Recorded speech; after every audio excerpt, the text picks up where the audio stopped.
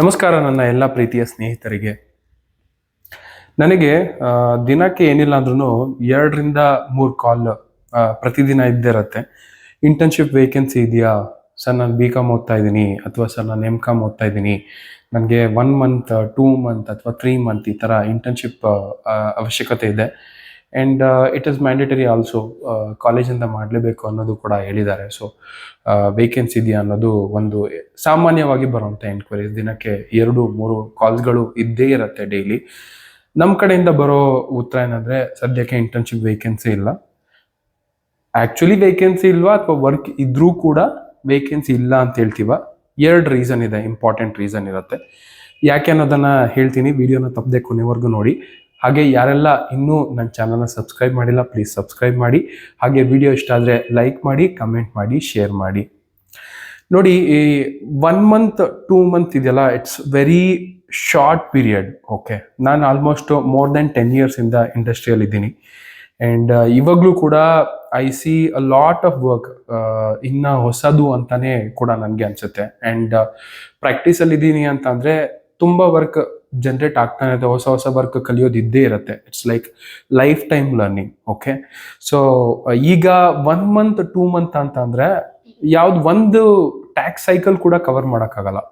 ಒಂದು income tax season ಕೂಡ ನೋಡೋಕ್ಕಾಗಲ್ಲ. ಒಂದು ಹಾರ್ಡ್ಲಿ 1 ಮಂತ್ GST ಫೈಲಿಂಗ್ ಮಾಡ್ಬೋದು. ಅದರಲ್ಲೂ ಕಾಂಪ್ಲಿಕೇಟೆಡ್ ಫೈಲ್ಸ್ ಕೊಡೋಕ್ಕಾಗಲ್ಲ.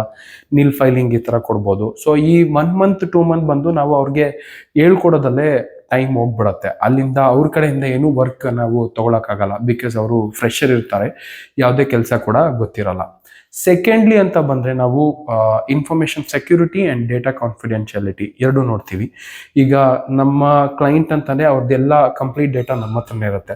ಸೊ ಈಗ ಯಾರೋ ಒಬ್ಬರು ಫ್ರೆಶರ್ನ ಅಂದರೆ ಗೊತ್ತಿಲ್ಲದೆ ಇರೋರನ್ನ ನಾವು ನಮ್ಮ ಆಫೀಸ್ ಒಳಗೆ ಎಂಟ್ರಿ ತೊಗೊಂಡು ನಮ್ಮ ಕ್ಲೈಂಟ್ ಡೇಟಾ ಎಲ್ಲ ಅವ್ರಿಗೆ ಇಂಟ್ರೊಡ್ಯೂಸ್ ಮಾಡಿದ್ರೆ there are lot of threats.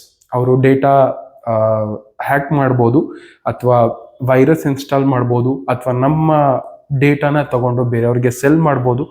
ಈ ಥರ ಬೇರೆ ಬೇರೆ ಥ್ರೆಟ್ಸ್ಗಳು ಇರುತ್ತೆ. ಸೊ ಹಂಗಾಗಿ ಯಾರೋ 1 ಮಂತ್ ಇಂಟರ್ನ್ಶಿಪ್ ಕೇಳ್ಕೊಂಡು ಬಂದರು ಅಂದಾಗ ಜೆನ್ಯೂನ್ ಆಗಿ ಅವ್ರಿಗೆ ಇಂಟರ್ನ್ಶಿಪ್ ರಿಕ್ವೈರ್ಮೆಂಟ್ ಇದೆಯಾ ಇಲ್ವಾ, ಅಥವಾ ಜಸ್ಟ್ ಹಾಗೆ ಬೇರೆ ಏನೋ ಉದ್ದೇಶ ಇಟ್ಕೊಂಡು ಬರ್ತಾ ಇದ್ದಾರಾ, ಇದೆಲ್ಲ ನಾವು ತುಂಬ ಕಷ್ಟ ಆಗುತ್ತೆ ಅನಲೈಸ್ ಮಾಡೋದಕ್ಕೆ. ಸೊ ಈ ಉದ್ದೇಶದಿಂದ ಆ್ಯಕ್ಚುಲಿ ವೇಕೆನ್ಸಿ ಇದ್ರೂ ಕೂಡ, ಕೆಲಸದ ರಿಕ್ವೈರ್ಮೆಂಟ್ ಇದ್ರೂ ಕೂಡ 1 ಮಂತ್ 2 ಮಂತ್ ಇಂಟರ್ನ್ಶಿಪ್ ಕೇಳ್ಕೊಂಡು ಬರೋರಿಗೆ ಸಾಮಾನ್ಯವಾಗಿ ಇಲ್ಲ ಅಂತಾನೆ ಹೇಳ್ಬಿಡ್ತೀವಿ. ಈ ಪ್ರಾಕ್ಟೀಸ್ ನಾನು ಒಬ್ಬನೇ ಅಂತ ಅಲ್ಲ, ಸಾಮಾನ್ಯವಾಗಿ ನನಗೆ ಗೊತ್ತಿರೋಂಥ ಫ್ರೆಂಡ್ಸ್ ಯಾರ್ಯಾರಿದ್ದಾರೆ ಪ್ರಾಕ್ಟೀಸಲ್ಲಿದ್ದಾರೆ, ಸೊ ಅವರೆಲ್ಲ ಇದೇ ಒಪಿನಿಯನ್ ಕೊಡ್ತಾರೆ ಆ್ಯಂಡ್ ರಿವ್ಯೂ ಕೊಡ್ತಾರೆ. ಸೊ 1 ಮಂತ್ 2 ಮಂತ್ ಇಂಟರ್ನ್ಶಿಪ್ ಕೊಡೋದು it's not useful for them also and for us also. So ಯಾರ್ಯಾರೆಲ್ಲ ಈ ವಿಡಿಯೋ ನೋಡ್ತಾ ಇದ್ದೀರಾ, ಯಾರು ಕನ್ಸರ್ನ್ ಪರ್ಸನ್ಗೆ ರೀಚ್ ಆಗೋವರೆಗೂ ಈ ವಿಡಿಯೋನ ಬೇಕಾದ್ರೆ ನೀವು ಶೇರ್ ಮಾಡ್ಬೋದು. ಆ್ಯಂಡ್ ಈ ವಿಡಿಯೋದಲ್ಲಿ ಶೇರ್ ಮಾಡಿರೋದೆಲ್ಲ ಇದು ಇಟ್ಸ್ ಮೈ ಪರ್ಸ್ನಲ್ ಒಪಿನಿಯನ್. ನನ್ನ ಪಾಯಿಂಟ್ ಆಫ್ ವ್ಯೂ ಅಲ್ಲಿ ಪ್ರಾಕ್ಟಿಕಲ್ ಆಗಿ ಹೆಂಗೆ ನಡೆಯುತ್ತೆ ಅನ್ನೋದನ್ನು ನಾನು ಹೇಳಿದ್ದೀನಿ. ಸೊ ಆಲ್ಟರ್ನೇಟ್ ಆಗಿ ಏನು ಮಾಡ್ಬೋದು ಅಂತಂದರೆ, ಈಗ 1 ಮಂತ್ 2 ಮಂತ್ ಇಂಟರ್ನ್ಶಿಪ್ ಮಾಡೋದು ಮ್ಯಾಂಡೇಟರಿ ಅಂತ ಬಂದಾಗ, ಸೊ ಎಷ್ಟು ಜನಕ್ಕೆ CA ಆಫೀಸಲ್ಲಿ ಸಿಗುತ್ತೆ ಅಥವಾ ಬೇರೆ ಇಂಡಸ್ಟ್ರಿಗಳಲ್ಲಿ ವೇಕೆನ್ಸಿ ಸಿಗುತ್ತೆ, ಅದು ನೀವೇ ಕಮೆಂಟ್ ಮಾಡಿ. ಈಗ ಆಲ್ರೆಡಿ ಯಾರೆಲ್ಲ ಇಂಟರ್ನ್ಶಿಪ್ ಕಂಪ್ಲೀಟ್ ಮಾಡಿದ್ದೀರಾ ಆ್ಯಂಡ್ ಎಷ್ಟು ವರ್ಕ್ ಕಲ್ತಿದ್ದೀರಾ, ಅದರಿಂದಾಗಿ ನಿಮಗೆ ಜಾಬ್ ಅಪರ್ಚುನಿಟೀಸ್ ಎಷ್ಟು ಬಂದಿದೆ, ಎಷ್ಟು ಪ್ಯಾಕೇಜ್ ಸಿಕ್ಕಿದೆ, ಈ ಡೀಟೇಲ್ಸ್ ಎಲ್ಲ ನೀವು ನನ್ನ ಹತ್ರ ಶೇರ್ ಮಾಡ್ಕೋಬೇಕಂದ್ರೆ ನೀವು ಬೇಕಾದರೆ ಕಮೆಂಟಲ್ಲಿ ಮೆನ್ಷನ್ ಮಾಡ್ಬೋದು, ನಿಮ್ಮ ಒಪಿನಿಯನ್ನ ಶೇರ್ ಮಾಡ್ಕೊಳ್ಬೋದು. ಆ್ಯಂಡ್ ಸೊ ಆಲ್ಟರ್ನೇಟ್ ಆಗಿ ಏನು ಮಾಡ್ಬೋದು ಅನ್ನೋದು ವಿಷಯ ಹೇಳ್ತಾ ಇದ್ದೆ ನಾನು. ಸೊ ನೀವು PUC ಓದಬೇಕಾದ್ರೇ ಅಥವಾ ಡಿಗ್ರಿ ಓದಬೇಕಾದ್ರೇ, ಸೊ ಬೆಳಗ್ಗೆಯಿಂದ ಸಂಜೆವರೆಗೂ ಏನು ಕಾಲೇಜ್ ಇರಲ್ಲ ಅಲ್ವಾ. ಸೊ ಕೆಲವೊಬ್ಬರಿಗೆ ಮಾರ್ನಿಂಗ್ ಕಾಲೇಜ್ ಇರುತ್ತೆ, ಅಥವಾ ಮಾರ್ನಿಂಗ್ 10 to 3 o'clock 4 o'clock ಈ ಥರ ಇರುತ್ತೆ. ಸೊ ಅದಾದಮೇಲೆ ಸಿಗುತ್ತಲ್ಲ ಎಕ್ಸ್ಟ್ರಾ ಟೈಮ್, ಆ ಎಕ್ಸ್ಟ್ರಾ ಟೈಮಲ್ಲಿ ನೀವು ಪಾರ್ಟ್ ಟೈಮ್ ಜಾಬನ್ನು ಮಾಡ್ಬೋದು. ಎಲ್ಲಿ ಅಂತಂದರೆ, ನಿಮಗೆ ನಿಯರೆಸ್ಟ್ ಯಾರ್ಯಾರು ಪ್ರೊಫೆಷ್ನಲ್ಗಳಿರ್ತಾರೆ, CA ಇರ್ಬೋದು ಅಥವಾ ಪ್ರಾಕ್ಟೀಷ್ನರ್ಗಳಿರ್ಬೋದು, ಅವ್ರ ಹತ್ರ ನೀವು ಪಾರ್ಟ್ ಟೈಮ್ ಜಾಬ್ ಮಾಡ್ಬೋದು. ಎಷ್ಟು ಸ್ಯಾಲ್ರಿ ಬರುತ್ತೆ, ಕಮ್ಮಿ ಬಂದರೂ ಪರವಾಗಿಲ್ಲ, ನಿಮ್ಮ ಖರ್ಚು ನೀವು ಮ್ಯಾನೇಜ್ ಮಾಡ್ಕೊಳ್ಳೋಷ್ಟು ಸ್ಯಾಲರಿ ಅಂತ ಕೊಟ್ಟರು ಕೂಡ ನೀವು ಆರಾಮಾಗಿ ಮಾಡ್ಬೋದು. ಒಂದಷ್ಟು ಸ್ಕಿಲ್ಸ್ ಅಪ್ಗ್ರೇಡ್ ಆಗುತ್ತೆ.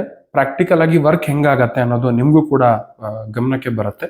ಬಿಕಾಸ್ ಡಿಗ್ರಿ ಓದಬೇಕಾದ್ರೆ ಅದು ಓದೋ ವಾತಾವರಣನೇ ಬೇರೆ ಆ್ಯಂಡ್ ಕೆಲಸ ಮಾಡೋ ವಾತಾವರಣನೇ ಬೇರೆ. ಆ್ಯಂಡ್ ನಾನು BCom ಓದೋ ಟೈಮಲ್ಲೆಲ್ಲ ತುಂಬ ತಲೆಯಲ್ಲಿದ್ದಿದ್ದು ಕ್ವೆಶನ್ಸ್ ಇದು. ನಾವು ಡಿಗ್ರಿ ಆದಮೇಲೆ ನಮಗೆ ನಿಜವಾಗ್ಲೂ ಕೆಲಸ ಸಿಗುತ್ತಾ, ಕೆಲಸ ಸಿಕ್ಕಿದ್ರೆ ಏನು ಕೆಲಸ ಮಾಡ್ಬೋದು, ಏನು ಕೆಲಸ ಕೊಡ್ತಾರೆ, ಇದೆಲ್ಲ ಸಾಮಾನ್ಯವಾಗಿದ್ದದ್ದು ಕ್ವಶನ್ಸ್. ಆ್ಯಂಡ್ ನಾವು ಈಗ ಓದಬೇಕಾದ್ರೆ ಪುಸ್ತಕದಲ್ಲಿ ಎಂಟ್ರಿ ಪಾಸ್ ಮಾಡೋದಕ್ಕೂ ಇವಾಗ ಆರ್ಟಿಫಿಷಿಯಲ್ ಇಂಟೆಲಿಜೆನ್ಸ್ ಎರ ಬಂದಿದೆ. ಓಕೆ, ಎಲ್ಲ ಕಂಪ್ಯೂಟರ್ ಡ್ರಿವನ್. ಓಕೆ, ಕಂಪ್ಯೂಟರಲ್ಲೇ ಕೆಲಸ ಮಾಡೋದಿರುತ್ತೆ, ಎಲ್ಲ ಸಾಫ್ಟ್ವೇರ್ಗಳಿರುತ್ತೆ. ಸೊ ಆ ವಾತಾವರಣದಲ್ಲಿ ನಾವು ಹೇಗೆ ಕೆಲಸ ಮಾಡಬೇಕು ಅನ್ನೋದು ಒಂದು ಇನ್ಸೈಟ್ ಸಿಗುತ್ತೆ. ಓಕೆ, ಎಲ್ಲ ಕಲ್ತು ಬಿಡ್ತಿರೋ ಕೆಲಸ ಅಂತಲ್ಲ. ಈ 2 ವರ್ಷ ಅಂದರೆ PUC ಓದಬೇಕಾದ್ರಾಗಲಿ ಅಥವಾ ಡಿಗ್ರಿ ಓದಬೇಕಾದ್ರೆ ಓಕೆ, ಎಲ್ಲನೂ ಕೆಲಸ ಕಲ್ತು ಬಿಡ್ತೀನಿ ಅಂತಲ್ಲ. ಸ್ವಲ್ಪ ಇನ್ಪುಟ್ ಸಿಕ್ಕಿದ್ರು ಸಾಕು, ನಿಮಗೆ ಇಂಡಸ್ಟ್ರಿಯಲ್ಲಿ ಎಂಟ್ರಿ ಸಿಕ್ಬಿಟ್ರೆ ಸಾಕಾಗತ್ತೆ. ನೀವು ಡಿಗ್ರಿ ಆದಮೇಲೆ ಅದಾದಮೇಲೆ ಹಂತ ಹಂತವಾಗಿ ನೀವೇ ಕೆಲಸಗಳನ್ನು ಕಲ್ತ್ಕೊತಾ ಹೋಗ್ಬೋದು. ನಿಮಗೆ ಎಂಟ್ರಿನೇ ಸಿಕ್ಕಿಲ್ಲ ಇಂಡಸ್ಟ್ರಿಯಲ್ಲಿ ಅಂತಂದರೆ ನೀವೇನೋ ಓದಿರ್ತೀರಾ, ಬೇರೆ ಇನ್ನೆಲ್ಲೋ ಕೆಲಸ ಮಾಡೋದು, ಅಂದರೆ ಇನ್ಶೂರೆನ್ಸ್ಗೆ ಹೋಗೋದು ಅಥವಾ ಬ್ಯಾಂಕ್ ಹೋಗೋದು ಅಥವಾ ಬೇರೆ ಏನೋ ಸಿಕ್ಕಿದ ಜಾಬ್ಗಳಿಗೆ ಹೋಗ್ಬಿಡೋದು. ಸೊ ಈ ಥರ ಪರಿಸ್ಥಿತಿ ಆಗಿ ಇನ್ನು ನೆಕ್ಸ್ಟ್ 10 ಇಯರ್ಸ್ 15 ಇಯರ್ಸ್ ಆದಮೇಲೆ ಏನು ಗ್ರೋತ್ ಇರಲ್ಲ ನಿಮ್ಮ ಕೆರಿಯರಲ್ಲಿ, ಅಲ್ಲಿಗೆ ಆ ಥರ ಎಂಡ್ ಆಗಿಬಿಡುತ್ತೆ. ಸೊ ನನ್ನ ಟಿಪ್ಸ್ ಯಾರ್ಯಾರು ಈ ವಿಡಿಯೋ ನೋಡ್ತಾ ಇದ್ದೀರಾ ಸ್ಟೂಡೆಂಟ್ಸ್ಗೆ ಎಲ್ಲರಿಗೂ ಹೆಲ್ಪ್ ಆಗಿದೆ ಅಂತ ಅಂದ್ಕೊಳ್ತಾ ಈ ವಿಡಿಯೋನ ಮುಗಿಸ್ತಾ ಇದ್ದೀನಿ. ಹಾಗೆ ನೀವೇನಾದರೂ ಕ್ವೆಶನ್ಸ್ ಕೇಳಬೇಕು ಅಂತಿದ್ರೆ ನೀವು ಕಮೆಂಟಲ್ಲಿ ಮೆನ್ಷನ್ ಮಾಡ್ಬೋದು ಅಂತ ಹೇಳ್ತಾ ನಾನು ವಿಡಿಯೋನ ಮುಗಿಸ್ತಾ ಇದ್ದೀನಿ. ನಮ್ಮ ಕರ್ನಾಟಕ, ನಮ್ಮ ಕನ್ನಡ, ನಮ್ಮ ಹೆಮ್ಮೆ. ಜೈ ಹಿಂದ್, ಜೈ ಕರ್ನಾಟಕ. ನಮಸ್ಕಾರಗಳು.